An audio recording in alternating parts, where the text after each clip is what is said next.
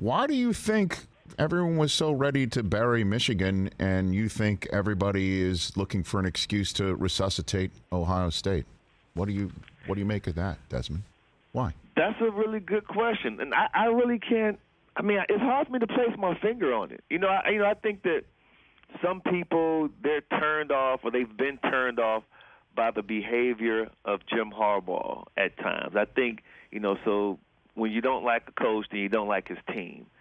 I mean, outside of that, we got like a great group of guys when you just listen to them in post-game interviews, the way they conduct themselves, the way they handle themselves, the way they attack, their opponents on the field. It's like you have nothing negative to say about those guys. So, really, outside of that, I don't know. What's your theory? What's your philosophy on this? Because I have no idea why people are so willing to, attack Michigan, but they're unwilling to criticize Ohio State.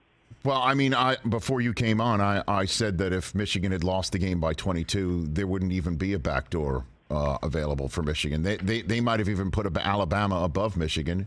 My colleague, Chris Brockman, across the way, called that unfair, right? You said that was an unfair supposition, Chris? Rich, everything you say with Michigan and Ohio State is just like it's slanted. So just be objective. That's all I am being objective about it. I 1,000,000% am being objective about it. As I said going in, I said if it was a close game, I think that both teams should have been in.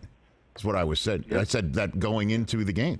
And, I would have said the same thing coming out of it.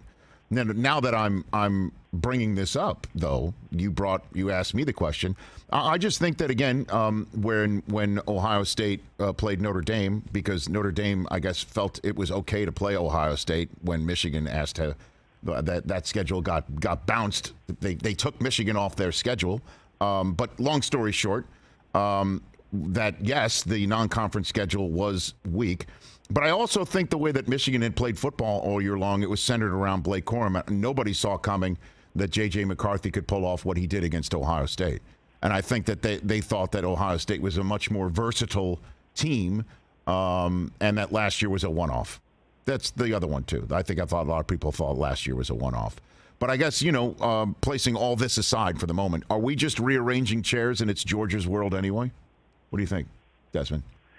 Well, I'll tell you what, I do agree with you that I think that people believe that last year was a one-off. They just had the great edge rushers and Jabo and Hutchinson, and, of course, they had that Swiss Army knife and Dax Hill, but they lost all that now, and the coordinator, he's gone. There's no way they're going to be able to repeat that.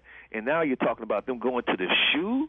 Oh, hell no. There's no way they're going to be able to repeat it. So they thought it was a one-off. Now I think they're believers, though. Now I think they believe in the culture that Jim Harbaugh, his assistant coaches, and don't forget, he's on a new set of coordinators because he lost his offensive coordinator and his defensive coordinator from a year ago. And so, but it's the culture there. So now people are starting to say, wow, we get it. Georgia's strong, man. Georgia's a team, Rich, that, when they decide to, get serious and turn it on, they are very, very talented. And so we've seen them play down to their opponents' talent level, and we've seen them rise to the occasion of big games. I was at the Tennessee game, and the score is really no indication of the beatdown that they were really issuing to the Volunteers that afternoon in between the hedges. So very talented. They can rise to the occasion like no other. Really curious to see what happens in this LSU SEC championship game, because LSU, they come in there now limping, embarrassed. They just dropped a game they should have won to Texas A&M, which is a really, really, team that struggled this season. So I want to know what their mentality is going to be like, and I think it's going to be a better game than people anticipate. I really do. Yeah, if LSU had not tripped up to Texas A&M, it's possible. The College Football Playoff Committee could have had LSU sitting there at 5 with the right to play in the SEC championship game. That could have been feasible. They might have even popped them in above USC to basically say, if you win, you're in too.